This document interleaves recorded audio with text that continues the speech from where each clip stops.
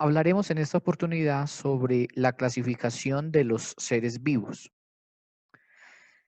Dada la inmensa variedad de formas de vida que habita el planeta, desde tiempos muy remotos, los naturalistas han estudiado la manera de clasificar a los seres vivos para poderlos estudiar muchísimo más fácil y poderlos comprender. Y en la actualidad se utiliza un sistema de clasificación que va a permitir agrupar a los seres vivos por unas categorías que evidencian sus características físicas. Y este sistema es estudiado por una disciplina científica conocida como taxonomía. Y los grupos que ésta ha establecido se van a denominar taxones. Miremos un momentico las imágenes que podemos apreciar y respondamos en el cuaderno de ciencias naturales estas dos preguntas. La primera, ¿qué diferencias y semejanzas encuentras entre los organismos que se presentan en las fotografías? Y la segunda, ¿cómo clasificarían ustedes estos organismos? Hablemos ahora de las categorías taxonómicas. Ya lo habíamos dicho que la taxonomía, entonces el estudio o la forma como se van a estudiar a los seres vivos por unas categorías dadas las características físicas que estos podrían tener. El nombre científico de un organismo es universal, es decir, siempre va a ser igual en cualquier parte del mundo. Un médico y naturalista quien ideó un sistema de nomenclatura y propuso unas categorías que se emplean en, en un nivel jerárquico de clasificación y son las que podemos apreciar en la pirámide. Y de acuerdo con el sistema, el nombre científico de un organismo está conformado por dos partes, el género y la especie. Las categorías taxonómicas o taxones han sufrido cambios a lo largo del tiempo y es a partir del estudio que diversas personas han realizado. Y miremos cuáles han sido esos cambios. Inicialmente, Aristóteles fue el primero en proponer una clasificación para los animales y él decía que podíamos tener animales con sangre y sin sangre. Y estos corresponden en términos generales a lo que llamamos hoy en día animales vertebrados e invertebrados. Luego, Teofrasto estudió con detenimiento las plantas desde diversos puntos de vista y empezó a asignarle nombres a cada una de las partes que la planta podía tener. Más adelante, San Alberto Magno escribió tratados sobre animales y plantas, pero basado principalmente en lo que Aristóteles ya había escrito y ya había dejado. Luego, Andreas Cesalpino estableció un sistema de diferenciación de plantas basada en una estructura de flores, de semillas y de frutos, y formula inicialmente hipótesis sobre los mecanismos de reproducción de los vegetales. Luego llega Gaspar Baudin y él diseña un sistema en el que asignaba a cada planta dos nombres. Él le daba un nombre genérico y un nombre específico. Luego tenemos a John Ray y él estableció reglas definidas para separar los individuos en grupos o especies.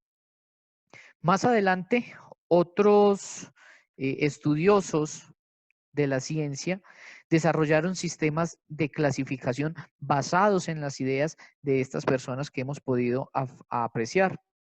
Y constaba de 6 taxones o de 6 formas de organización que pudimos también observar en la pirámide de la imagen anterior. Y ellos organizaban esos taxones desde el más grande hasta el más pequeño. Entonces él empezaba por un reino, luego filo, una clase, un orden, una familia, un género y una especie.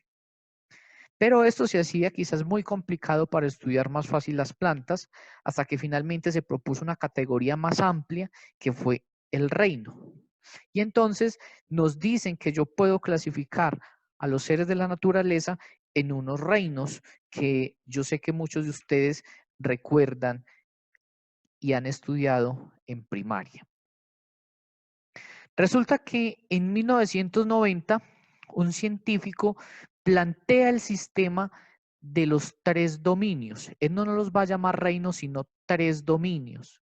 Y según el cual los seres vivos se agrupan en bacterias, eucaria y en archea. Y cada uno de estos dominios va a comprender unos reinos que fueron los que nosotros hemos estudiado, quizás cuando estábamos en grados inferiores o en la básica primaria, que nos hablaban del reino animal, reino vegetal, reino protista, reino de los hongos y reino de las plantas. En el dominio de la bacteria, entonces él nos va a hablar de una eubacteria. En el dominio de la eucaria, él nos va a hablar del reino de los protistas, de los hongos, de las plantas y de los animales. Y en el reino de las archeas, él nos va a hablar de las archeobacterias. Y más adelante vamos a mirar en qué consiste cada uno de estos. A pesar de esta reciente clasificación, los reinos más conocidos ya sabemos que son 5. Y la bacteria hacía parte de los móneras en la clasificación anterior. Están también los protistas, están los hongos, está el vegetal y está el animal. Y como les dije, vamos a empezar a ver las características más relevantes que tiene cada uno de estos reinos. Iniciemos con el reino Eubacteria o Monera. Este reino está conformado por células procariotas, es decir, que carecen de membranas que van a envolver ese material genético en la zona del núcleo. Y por eso hemos escuchado que las células procariotas son las que carecen de núcleos y las que no tienen núcleo. Las bacterias pueden presentarnos diversidad de tamaños y en su gran mayoría solo son perceptibles o solo las puedo ver con la ayuda de un microscopio. Y su forma es muy variada, pues hay cocos, como los podemos ver en la imagen, hay vibrios, hay espiroquetas, hay bacilos y cada una tiene una forma que lo caracteriza.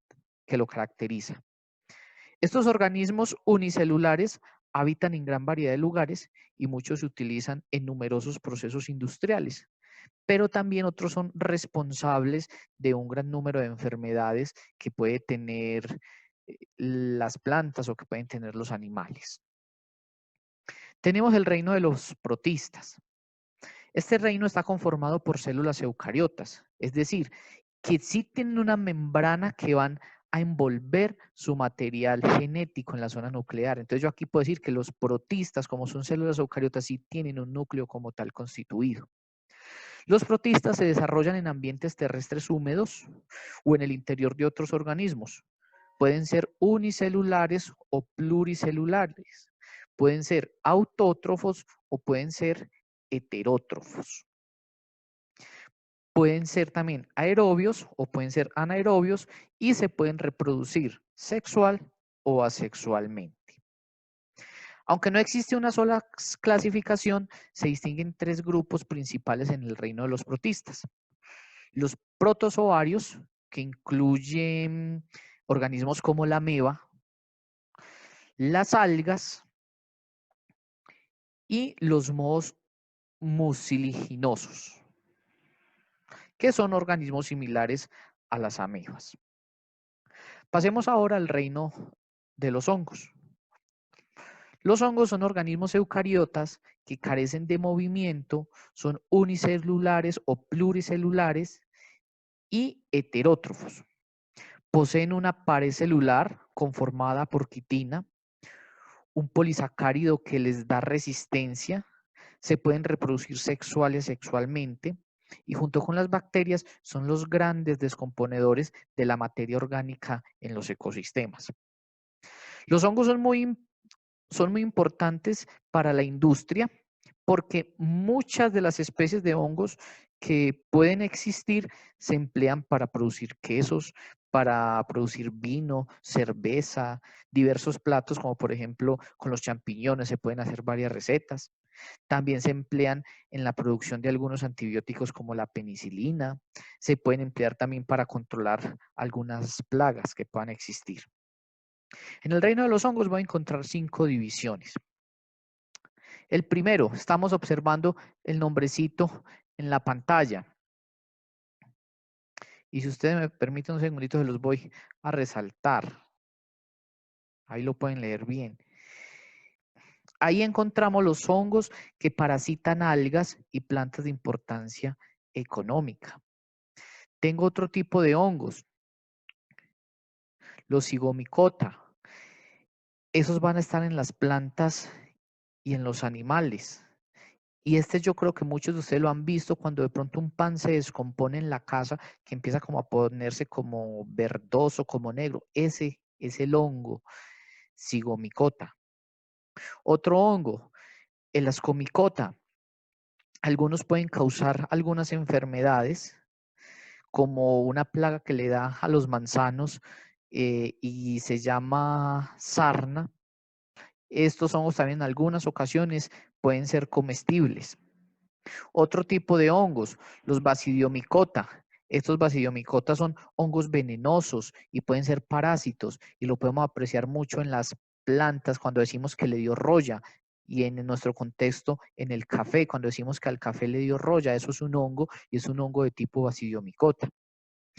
Y hongos imperfectos que se denominan así porque no tienen un ciclo sexual de reproducción. Son parásitos de animales y parásitos de plantas. Vamos a dejar hasta acá, vamos a estudiar por el momento solo estos 3 reinos, el eubacteria, el protista y el hongo, para que más adelante entremos a estudiar un poquito más con profundidad lo que es el reino animal y el reino vegetal. Hagamos un recuentico breve y rápido. Entonces recordemos que la taxonomía es la forma como yo puedo clasificar para poder estudiar más fácil a los seres vivos. Y que esas categorías taxonómicas han ido evolucionando o se han ido cambiando a partir de los tiempos por estudios que han realizado diversas personas, empezando desde Aristóteles, que fue el primero en proponer una clasificación de animales en quien tenía sangre y no tenía sangre, para llegar luego a una clasificación más amplia en la cual habían unos dominios, que era el dominio bacteria, el dominio eucaria y el dominio archea, y cada uno de esos dominios tenía unos reinos, que son los reinos que hemos conocido: reino animal, reino vegetal, reino mónera, reino protista y reino de los hongos. Iniciamos de pronto dando una aclaración sobre el reino de las bacterias, que este reino está conformado por células procariotas, es decir, que no tienen núcleo y que pueden tener diversos tamaños. Luego el reino de los protistas, que estaba conformado por células eucariotas, que estas sí tenían núcleo y que las podíamos clasificar en protozoarios, algas y mohos muciliginosos. Y que luego teníamos los hongos, que son organismos eucariotas que van a ayudar en la descomposición de la materia orgánica en los ecosistemas, y que ese mismo reino de los hongos lo íbamos a dividir en 5 partecitas según las características que tenían estos hongos.